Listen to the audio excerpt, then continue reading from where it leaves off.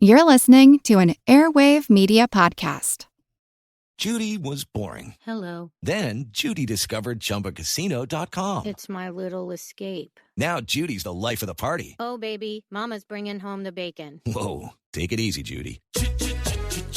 The Chumba life is for everybody. So go to ChumbaCasino.com and play over 100 casino-style games. Join today and play for free for your chance to redeem some serious prizes. ChumbaCasino.com. No purchase necessary. Void where prohibited by law. 18 plus terms and conditions apply. See website for details. It's a long way to Tipperary. It's a long way to go. It's a long way to Tipperary, to the sweetest girl I know. Hello everyone, and welcome to History of the Great War Premium Episode number 9. This episode begins our two-part look at the development of the tank during the war. In these episodes, you can expect a lot of talk about development, engineering, design, and evaluation of performance, but not a whole lot about what the tanks actually did on the battlefield. This is because that last bit will be covered in the main episodes over the next 2 years or so. What I wanted to do here was dig a bit deeper into the development of the tank due to its amazing place as pretty much the land-based military platform of the last century. Looking at current military trends and conflicts happening around the globe right now, this is probably also not going to change soon, so you may be looking at a century and a half or more of tank-led dominance on the battlefield. It would all begin during the First World War, and its first appearance would be on the battlefield of the Somme in September 1916. So I'm actually recording this on September 15th, which just so happens to be the 100th anniversary precisely of the appearance of the tank on the battlefield, although you probably aren't listening to it on September the 15th, so I'm talking to you from the past. This actually lines up really well with our main episodes, almost like I planned it that way, because we're talking about the Somme over there in the mainline episode, so this is a good sort of side story. After its debut in 1916, the tank would have a continually growing and evolving role on the battlefield, and by the end of the war, the British, French, and Americans would field over 4,000 of the machines. This journey was not easy, though, and it required a huge amount of thought, experimentation, and work away from the battlefield, as teams of designers and engineers in each country tried to create a military tool almost out of thin air, sort of like what was happening with airplanes during the war as well. We will spend almost this entire episode with those designers and engineers, only briefly touching on the tank's first appearance on the battlefield. We will continue our story next episode, where we will discuss how the tank sort of evolved after its first appearance, all the way up until the end of the war. The tank, or what would come to be called the tank after several name changes, was not the first armored fighting vehicle to make a place for itself on the First World War battlefield. There were both armored and unarmored cars used in the fighting from almost the very start of the war. In fact, since the invention of the internal combustion engine, there had been at least some members of the militaries around Europe who sought to find a way to use them in warfare. Now, this took some doing for two different reasons. The first was simply that military leadership is generally pretty cautious and concerned about change. The motor vehicle was a very new thing, and unlike something like the machine gun, it did not have an obvious like this but better counterpart like a machine gun has to the rifle.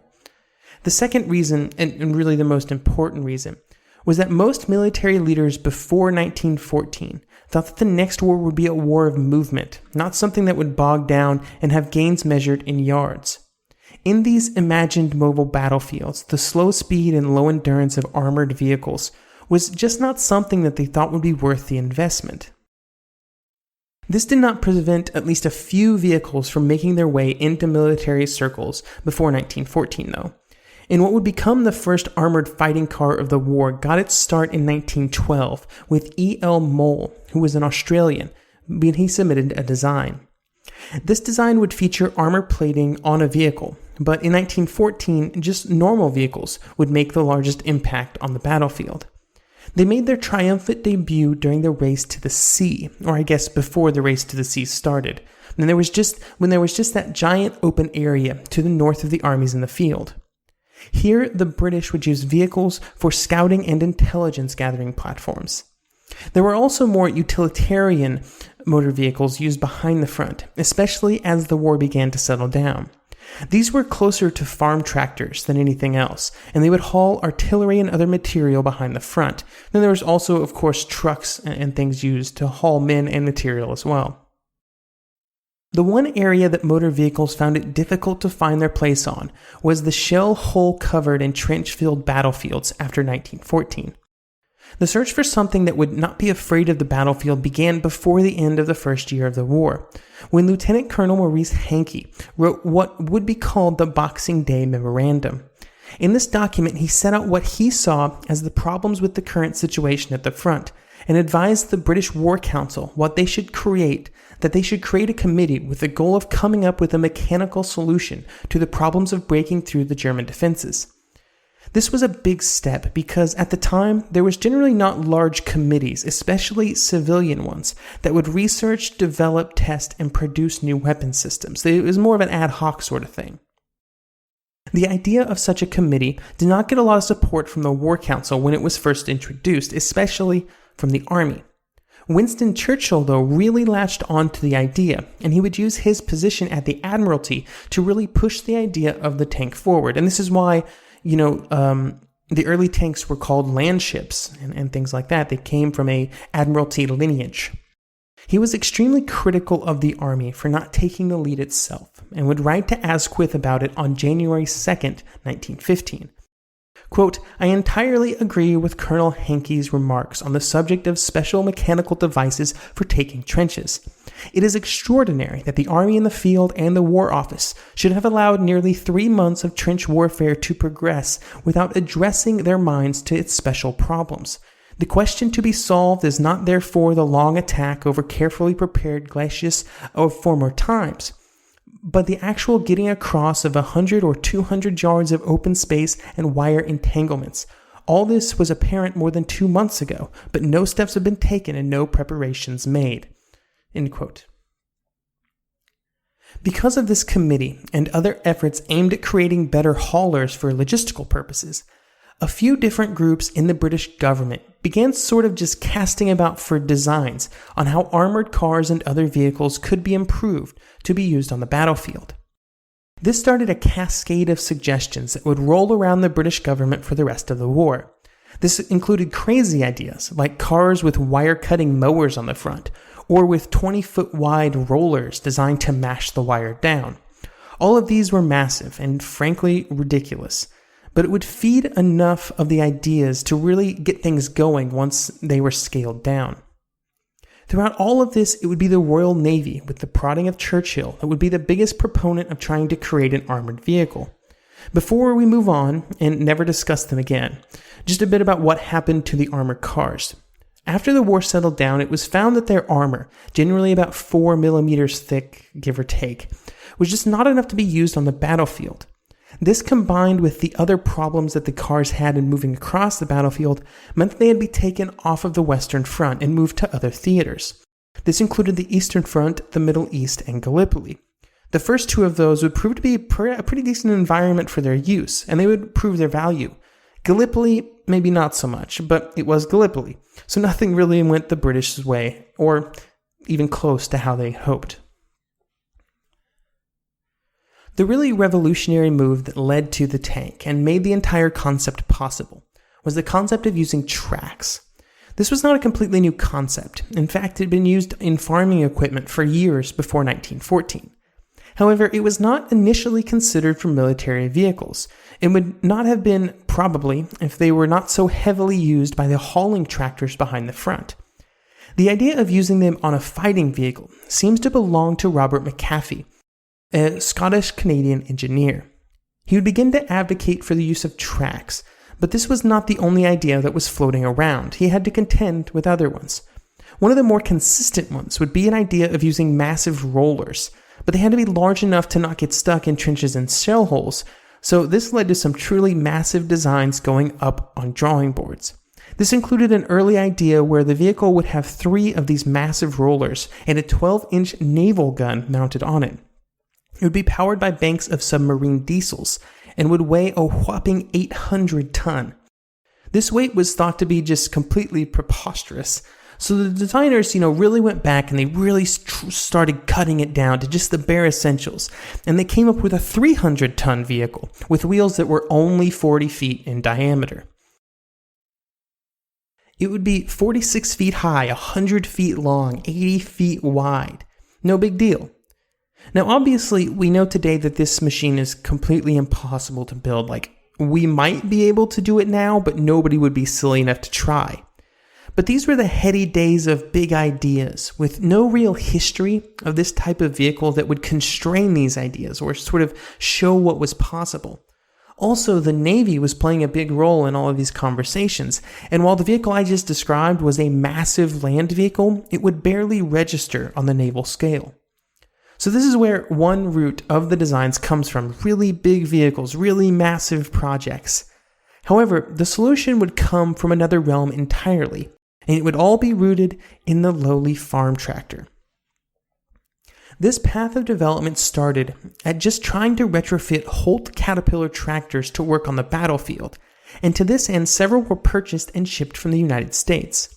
As early as February 1915, these machines were being put to the test to evaluate them for their battlefield utility. They were found to be good at some things, like crossing wire obstacles, but were woefully deficient at really important tasks, like, crossing trenches or getting out of shell holes. This was really expected, given the fact that they were farm tractors, designed for the farm and their nice flat fields and maybe slightly bumpy roads. This meant that one of the biggest problems was simply the size of the tracks, which were generally too small to handle the rough terrain and the increased weight the armor plating added. All of these problems combined to result in the military evaluators being relatively unimpressed with what they saw in the initial trials. This made the Army even less interested in continuing development, but Churchill was still game. To continue the development, the Land Ship Committee was created by the Admiralty, and it would continue to push the development forward. And this is where things really start to get serious, and in my opinion, where the real work of making the tank began. Gone were the heady days of ridiculous ideas. These men were here to build something. It was also at this point that a sort of clear iterative design process that was required to get something actually on the battlefield got started. There were many men on this committee, but it was led by Tennyson d'Encor and Colonel Wilfred Dumble and Captain Tommy Hetherington. And they were all part of this initial crew, but others would join shortly thereafter. This would include Colonel Crompton, who was seen as an expert on heavy tracked propulsion systems. A few months later, they would bring in Lieutenant Walter Wilson and Lieutenant Albert Stern, the last of which would be installed as secretary of the committee to free up the other members from their administrative duties. Stern would end up being sort of the leader of the committee eventually, and reorganizing it to be more efficient. The committee would begin with a simple question: whether they should use wheels or tracks. And to test this, they built two models. They also began to determine exactly how much armor they would need, which would then drive the weight, size, power, and armament discussions. You can see why I say that this is where the design stuff began. They were asking these simple questions. At this point in time, armor was something of an unknown, because large caliber rifles were a pretty big concern for these vehicles, and the Germans had found that if they reversed the normal rifle bullet so that the lead filling of the bullet hit the armor plate first, it would allow for greater levels of penetration. I'm not positive on how this works, but I think it's similar to current shaped charge systems in tank shells, where it would create a really hot bit of metal that would punch through the armor. This was a concern for lightly armored cars, and one of the reasons they had to be taken off the battlefield, and it was important that any tank not have this problem, or at least be able to withstand normal-sized rifle bullets.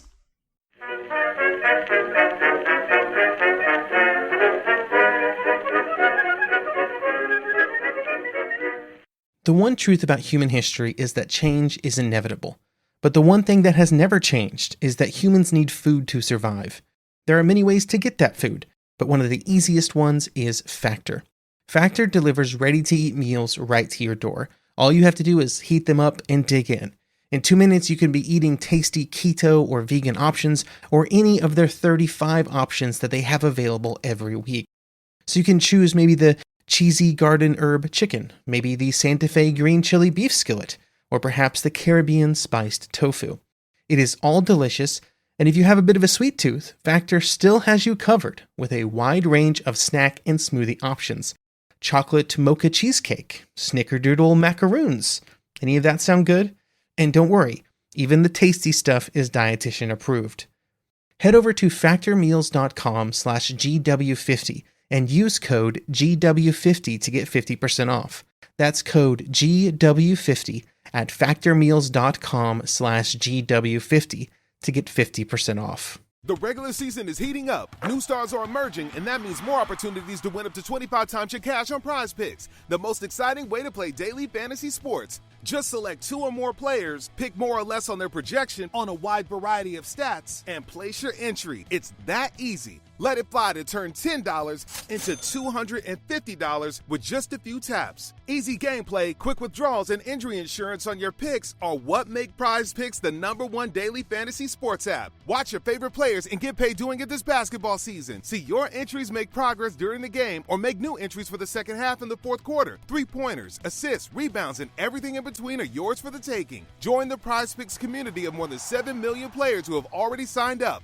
Right now, Prize Picks will match your first deposit of up to $100. Just download the Prize Picks app and use code GET100. That's code GET100 on Prize Picks for a first deposit match of up to $100. Prize Picks. Pick more, pick less. It's that easy.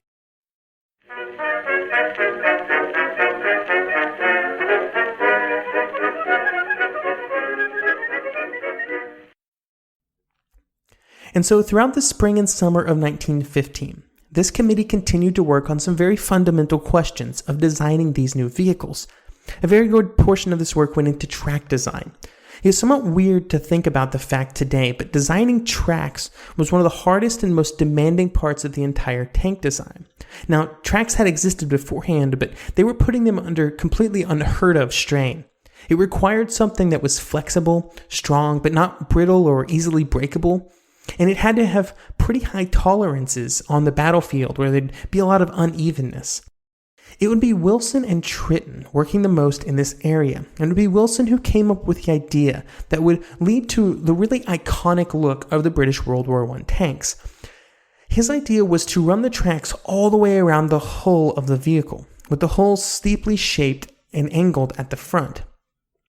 This would allow the tank to easily climb vehicles or obstacles, and this would then make it difficult to mount weapons on top. They would instead put the weapons on the sides of the tanks between the upper and lower runs of the tracks. This was a huge deal, and it would be the design that would be used by the British for most of the tanks for the entire war. And I think this is the tank that everybody remembers from the First World War. I believe it was used in Indiana Jones. While Wilson was determining how to put these tracks on the tank, Tritton would be developing precisely how to make them. He would come up with the design that involved riveting armor plates as shoes that were then given a lip to prevent them from riding off the tank. These would then be put on a series of rollers that were all spring-loaded, which would keep the tracks nice and tight. This would prove to be a very reliable design and would be used throughout the entire war. While all of these engineering discussions were being held, the Army was also starting to get involved. And it was at this point, after some of the most fundamental questions were being sorted out, that the Army would produce its first set of concrete requirements for what they wanted in these fighting machines. Now, before this, there had been some discussions of having just large armored troop carriers, not really fighting vehicles, strictly transport. And this is what is referred to in the following quote. The Army would actually go back and forth on this area several times, constantly conflicted on whether they wanted machines that could fight or strictly big metal boxes with an engine that could transport a bunch of men into the enemy's lines, where they would then get out and start fighting, I guess. So here's a hefty quote from the specification that was issued by the Army. Quote, "Secret, Caterpillar machine gun destroyer. Suggested conditions to be adhered to in design if possible. These are tentative and subject to modification. Speed. Top speed on flat not less than 4 miles per hour. Bottom speed for climbing 2 miles an hour. Steering. To be capable of being tuned turned 90 degrees on top speed on the flat, reversing to travel backwards or forwards equally fast. Climbing, to be capable of crossing backwards or forwards an earth parapet 5 feet thick and 5 feet high. Bridging, all gaps up to 5 feet in width to be bridged directly without dipping into them. All gaps above 5 feet in width to be climbed up to a depth of 5 feet with vertical earth sides. Radius of action, to carry petrol and water for 20 miles. Capacity, crew and armament, to carry 10 men, 2 machine guns, 1 light quick-firing gun. For each pair of machines, 6 2-pounders, 4 Maxims, and 25 men are considered better by the general staff, if possible." End quote. These requirements would result in a model that would be called Mother. The committee would work in the William and Foster and Company of Lincoln factory to manufacture the new vehicle, and by January 7, 1916, they had built the first of their test units. This unit was also the first to have a 2-pound gun, which was mounted on both sides. This was the quick-firing gun that I mentioned. When the gun was fired, there was even a 50-pound bet by the designers on whether or not the entire vehicle would collapse. When this did not happen, and in fact did not happen, after several consecutive firings, I'm sure everybody breathed a sigh of relief, and some money probably changed hands. This was during the second week of January 1916, and it would be just a few weeks later that the first official test demonstration would be made for members of the military and governmental leadership. These tests would take place on February 2nd on Lord Salisbury's private golf course. Yes, he had a private golf course. Yes, he graciously volunteered it for the trials. This presented the designers with a problem. Obviously, they were not doing their work on the golf course all the time, so they had to transport the tanks by rail. To maintain the required secrecy, this meant covering them and then doing everything at night, including the loading and unloading. The tanks also had to be disassembled because they were too wide to fit on the railway cars. So after all of this work was done, thankfully the tanks were transported without incident. And there were 2. One, the mother tank, which is what would become the Mark I, and then Little Willie, which was an older design with the old style of small tracks. Some last-minute adjustments were made on January 29th, and then the trial started a few days later. The trial went off well, unlike in previous tests, pretty much without a hitch, and it was considered a huge success. Everybody who saw the demonstration was pleased with the ability of the machine to handle obstacles put in front of it and to deal with large amounts of barbed wire. There were concerns about its ability to handle artillery fire due to its lack of speed and maneuverability, and these would be concerns about tanks for the rest of the war. But the rewards of having these fighting vehicles at the front was deemed to be too great when compared to with the concerns about their weaknesses. With both the military and civilian leadership teams now suitably impressed and on board, the question became how many to make and how to make them. When Haig's representatives at the demonstration got back to headquarters, they decided that they wanted maybe 30 or 40 machines. They settled on this number not just because of how much they wanted, but because that was really the maximum that they could make without having an effect on other areas of wartime production. However, when Lloyd George and the War Office saw the order for 40, they decided that it was not nearly enough and upped the order to 150. One thing to keep in mind is that the manufacturing resources of the United Kingdom were pretty tapped at this point in producing all of the various items to continue the war. This included a lot of demand for steel and munitions, factories and skilled workers, all of which would be required to make these tanks. So what precisely would they be creating? Well, the Mark I tank was 28 tons, 25 feet long, 8 feet high, and 14 feet wide. There were also 2 versions, a male and a female. The male version had 2 6-pounder guns, along with several machine guns, and the female version replaced those 2 6-pounders with 4 extra machine guns. Both would be equipped with between 6mm and 12mm of armor plating. All of this size and weight would be pushed forward by a 105 horsepower engine to somewhere around 3.5 miles per hour. For those who don't have a good head idea of 105 horsepower, well, it's about what my Toyota Prius has in it, and it's certainly weighs far less than 28 tons. Construction problems for these mammoth machines quickly began to develop. The initial hope was that 150 would be ready for deployment by August 1st, but by June, it was determined that maybe 50 could be ready by then, maybe. One decision made early on, even with the concerns about being able to make enough of them, was that the United States would not be used in the manufacturing process. This was because there were concerns that if the United States was used, even just to build the parts, information about the machine would find its way into German hands.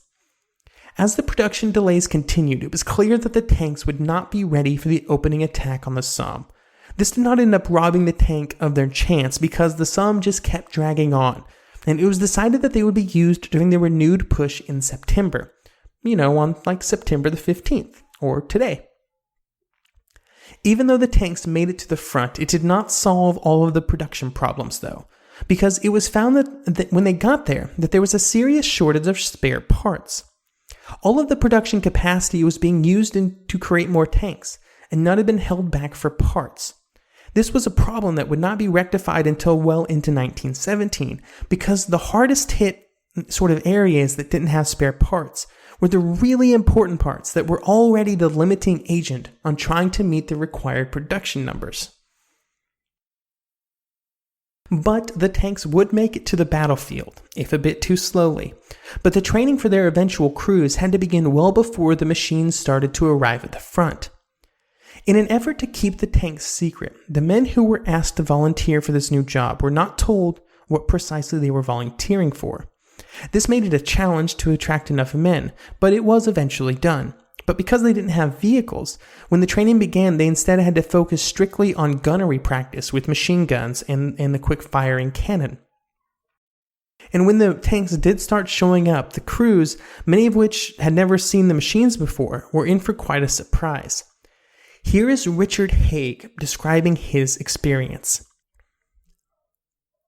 Quote, "We looked around the little chamber with eager curiosity. Our first thought was that 7 men and an officer could never do any work in such a confined space. 8 of us were at present jammed in here, but we are standing still. When it came to going into action and moving around inside the tank, it would be impossible. There was no room even to pass one another, so we thought. In front are 2 stiff seats, one for the officer and one for the driver. 2 narrow slits serve as portholes through which we looked ahead. In front of the officer is a map board and gun mounting.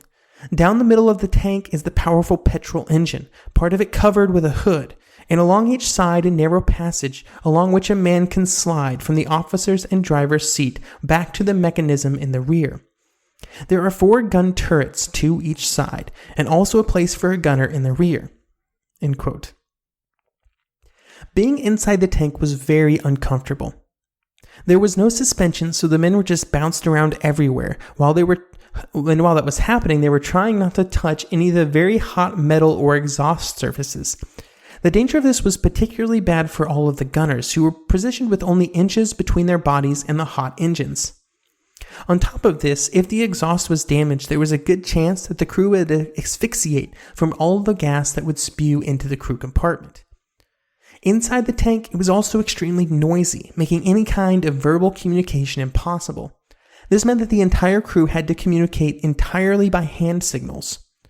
The final problem with being inside the tank was more of a discomfort. It was really hot in these things, especially on really hot summer days.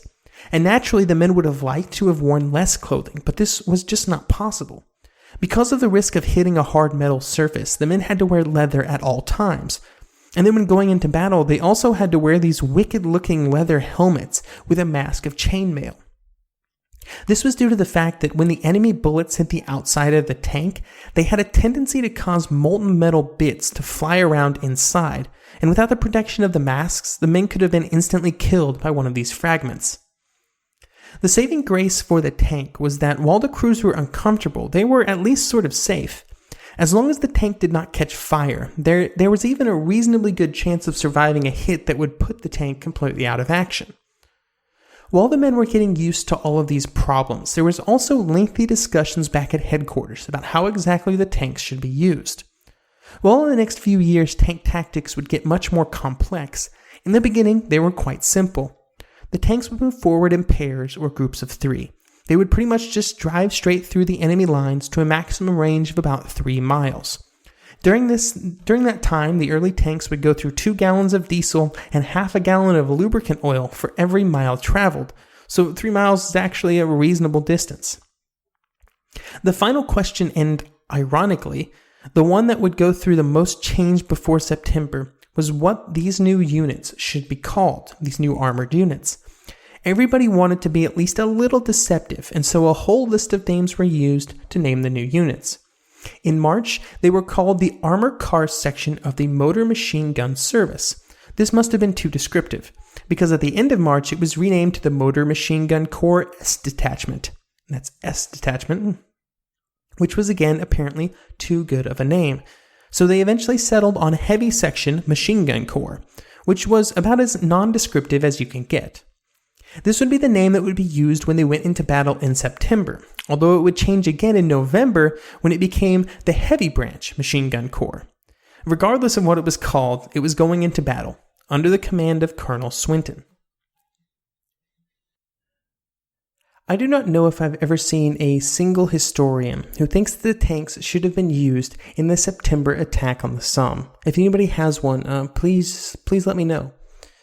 This was because they were not going to be available in the numbers that were required to have a huge impact. In fact, due to the mechanical unreliability of the new platform, there would be just 18 of them that would see action, even though 49 were assigned to the attack and 32 of them at least made it to the start line. For the attack, the plan was to spread them out along the front, with the groups of tanks working forward to hit the German strongpoints. Part of this was because coordination between tanks was very difficult, so trying to get and stay in larger groups would have been a serious challenge. All they had was flags and stuff to communicate. And so the tanks were sent forward during the night, and they were given massive amounts of stuff inside to keep the crew supplied for the upcoming attack, with 30 tins of food, 16 loaves of bread, a bunch of cheese, tea, sugar, milk, and then large amounts of engine and lubricant oil for the tank itself, and finally 33,000 rounds of ammunition. That much stuff was not really a problem. I mean, the tanks were 28 tons themselves. I just thought it was interesting, so I thought I would throw it out there. During the night before the attack, when the tanks were sent forward, there were bouts of artillery fire and planes flying overhead to mask the noise of their engines. And when the time came, the first tank to go forward was D1, under the command of Captain Mortimer. His sights were set on a German pocket in front of Delville Wood. This would be the first instance of a tank going into battle, and it was a momentous occasion. William Divell was near the front when D1 and then later other tanks went forward. Quote, as the tanks travel over the front trench, the troops rub their eyes in wonder at their strange cube impressionist coats of many colors. The deck of the tank rolls and pitches like a torpedo boat in a storm. End quote. On the German side, the sight was a bit more concerning. They had never seen such a vehicle, and you can only imagine how confused and scared they were when it started rumbling towards them. There was just simply no countermeasures or tactics developed to deal with him at this point. And while it was rare for the Germans to break completely, they quickly began to lose ground. The greatest result of the attack was the tanks that assaulted the village of Flers. Here they were able to move forward almost a mile, and by 9 a.m. they were right up to the village. While the results all along the front of the line, or at least where the tanks were able to go forward, were okay, it was very difficult to capitalize on them. And this is where the concerns from historians and even many contemporary observers come in. If the British would have waited for the tanks to be in larger numbers and maybe to be better performing, they really could have made a huge impact. As it was, the tanks were both too weak in number and reliability to produce a huge victory like what the British really needed and what the British really wanted after so much time and energy had been spent on them. However, it would have been many months, if not another year, before the tanks could have been put onto the front in numbers to really facilitate what they wanted, and the experiences gained in September 1916 would go a long way to pushing tank advances further, faster, and in a better direction than probably would have been happening otherwise. And again, I'll go into a lot more detail about this attack in the normal episodes. But that is where we will take up the story next episode, after the attack of September 1916, by looking at the reactions to the first use and what would change as they tried to continue to improve both the number of the tanks and what they actually were, which would lead to the Mark II, the Mark III, the Mark IV. Also, if you have any questions about tanks or other vehicles, please let me know. I'll be glad to answer them next premium episode, which should be around about the middle of October. Thank you for listening, and thank you again for your support.